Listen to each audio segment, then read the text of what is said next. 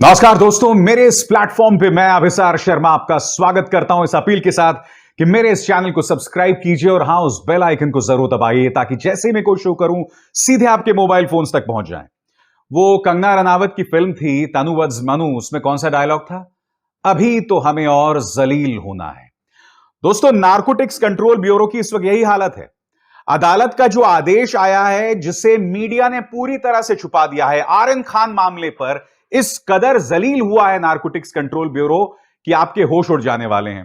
कार्यक्रम में मैं आपको यह भी बताने वाला हूं कि इस वक्त नवाब मलिक एनसीपी के नवाब मलिक और बीजेपी के देवेंद्र फडणवीस के बीच में तू मैं चल रही है और ये बहुत दिलचस्प तू मैं है। मगर सबसे पहले दोस्तों, मैं आपको बताना चाहता हूं कि अदालत ने किस तरह से फटकार लगाई है नारकोटिक्स कंट्रोल ब्यूरो की। उसके दो मामलों पर उसकी कमर तोड़ दी है दोस्तों। सबसे पहले क्या कहा है अदालत ने अपने आदेश में? आदेश में कहा गया है केवल व्हाट्सएप चैट के आधार पर यह नहीं कहा जा सकता कि आवेदक आचित कुमार आरोपी नंबर 1 और 2 यानी आर्यन खान और अरबाज मर्चेंट को कॉन्ट्राबैंड की आपूर्ति करता था, खासकर जब आरोपी नंबर 1 जिसके साथ व्हाट्सएप चैट हो को उच्च न्यायालय द्वारा जमानत दिया जा चुका हो। क्या कहा था नारकोटिक्स कंट्रोल ब्यूरो ने? कि हमारे पास व्हाट्सएप चैट्स है और इस व्हाट्सएप चैट के आधार पर हम यह कहना चाहते हैं कि आर्यन खान के ताल्लुकात अंतरराष्ट्रीय ड्रग कार्टेल के साथ हैं। अदालत ने एक करारा तमाचा मारा है दोस्तों नारकोटिक्स कंट्रोल ब्यूरो को, जैसा कि मैंने अभी अभी आपको बताया। आगे पढ़िए दोस्तों। अदालत में कहा गया है पंचनामा गढ़ा गया है और इसे मौके पर तैयार नहीं किया गया था, इसलिए पंचनामा के तहत दिखाई गई वसूली संदिग्ध है और इस पर भरोसा नहीं किया जा सकता। आदेश में कहा गया है रिकॉर्ड पर ऐसा कोई सबूत नहीं है जो दर्शाता हो कि आवेदक ने आरोपी नंबर 1 आर्यन खान या किसी को ड्रग्स की आपूर्ति की थी और इसलिए आवेदक जमानत पर रिहा होने का हकदार है। यानी कि जो प्रमाण नारकोटिक्स कंट्रोल ब्यूरो ने पेश किए हैं उसे अदालत ने सस्पेक्टेड, संदिग्ध तक बता दिया है। दोस्तों, इसके अंदर कहीं ना कहीं लगातार सवाल किए जा रहे हैं इस मामले में जिस तरह से गवाहों को पेश किया गया। आपके स्क्रीन पर यह शख्स है, इसका नाम है फ्लेचर पटेल। कौन है फ्लेचर पटेल दोस्तों? यह आदमी समीर वानखेड़े से जुड़ा हुआ है, उनका जानकार है। और क्या आप जानते हैं यह फ्लेचर पटेल एक नहीं, दो नहीं, बल्कि तीन मामलों में गवाह था। अब आप मुझे बताइए दोस्तों, सुशांत सिंह राजपूत का मामला, आर्यन खान का मामला या कोई और अन्य मामला, इनमें आपस में क्या लिंक है?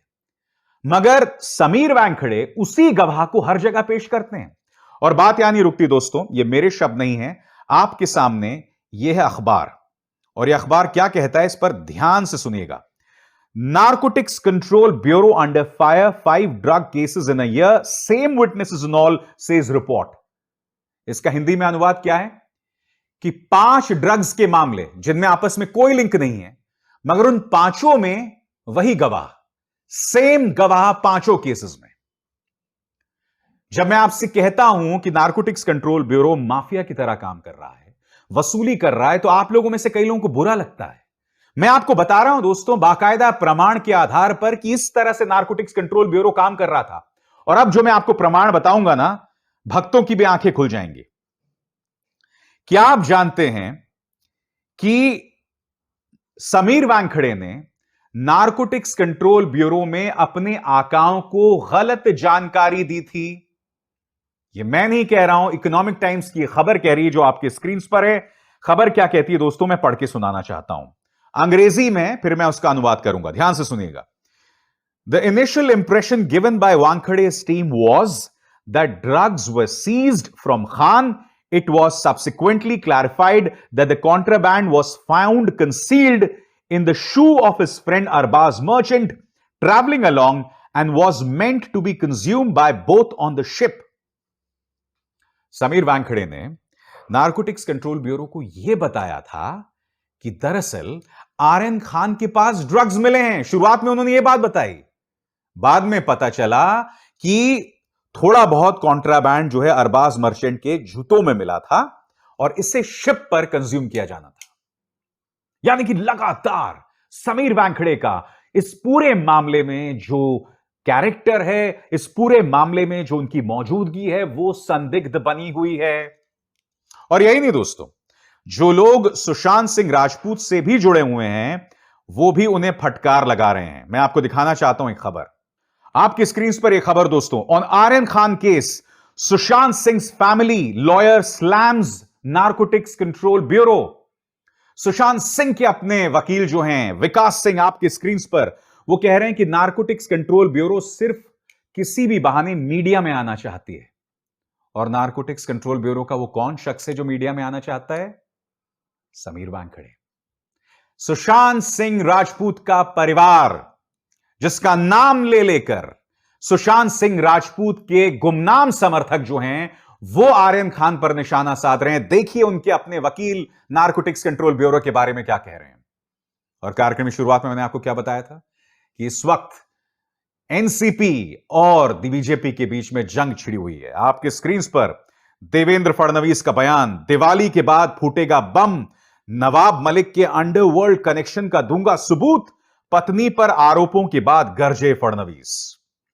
पहले तो मैं एक सवाल पूछना चाहता हूं फडणवीस साहब से। फडणवीस साहब, आप 5 साल महाराष्ट्र के मुख्यमंत्री थे और मुख्यमंत्री का पद गए हुए भी 2 साल होने को आ गए हैं।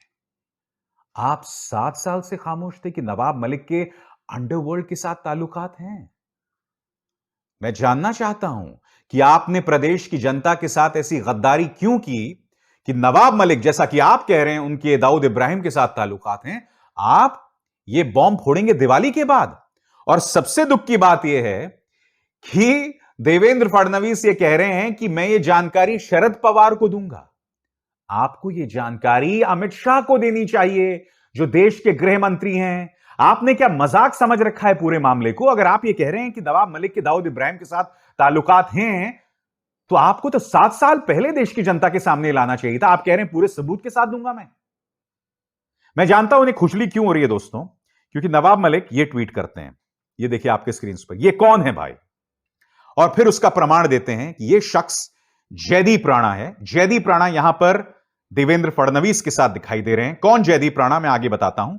और उसके बाद दोस्तों इनका एक और ट्वीट है, यहां आप देख सकते हैं। नवाब मलिक बता रहे हैं कि जयदीप राणा जो हैं, उन्होंने अमृता फडणवीस का एक वीडियो था, एक म्यूजिक वीडियो था, यहां आप देख सकते हैं। इसमें अमृता फडणवीस और देवेंद्र फडणवीस दोनों इस वीडियो के अंदर एक्टर के तौर पर काम कर रहे हैं। और जो ट्वीट किया, अगर आप नीचे जाएंगे तो इसे हाईलाइट किया हुआ है, फाइनेंशियल हेड जयदीप राणा। कौन जयदीप राणा? बकौल नवाब मलिक, जयदीप राणा इस वक्त जेल में है और उन पर आरोप है ड्रग्स की तस्करी का। नवाब मलिक के आरोप से इसलिए हिल गए हैं देवेंद्र फडणवीस। मगर मैं फिर पूछना चाहूंगा, ये जो आप दोनों में तू मैं चल रही है, मैं जानना चाहता हूं सबसे पहले नवाब मलिक साहब से कि ये आप जो आरोप लगा रहे हैं, आप जाके पुलिस में बयान दीजिए ना। मीडिया पर जंग लड़ने से कोई फायदा नहीं है, नंबर 1। या हो सकता फायदा हो, क्योंकि भारतीय जनता पार्टी तो मीडिया में ही जंग लड़ती है। और सबसे बड़ी बात, देवेंद्र फडणवीस साहब, मैं आपसे जानना चाहता हूं कि अगर इनके अंडरवर्ल्ड से ताल्लुकात थे, तो आप 5 साल क्या कर रहे थे? आपने तो प्रदेश की जनता के साथ गद्दारी की है कि आपने एक तथाकथित अपराधी का पर्दाफाश उस वक्त नहीं किया। और उससे भी बड़ी बात, अब भी आप कह रहे हैं कि मैं शरद पवार को बताऊंगा। आपको तो अमित शाह को बताना चाहिए। तो एक तरह से कहा जा सकता है दोस्तों, आर्यन खान मामला अभी खत्म नहीं हुआ है और नारकोटिक्स कंट्रोल ब्यूरो की नाक लगातार कट रही है और उनको आने वाले दिनों में और भी बेइज्जत होना है। लगातार हमारे चैनल पर बने रहिएगा। आर्यन खान मामला हो, उत्तर प्रदेश की राजनीति से जुड़ा मामला हो, या हर किस्म की खबर हो, उसकी पूरी एनालिसिस फैक्ट्स के साथ मैं अभिसार शर्मा पेश करने वाला हूं। नमस्कार।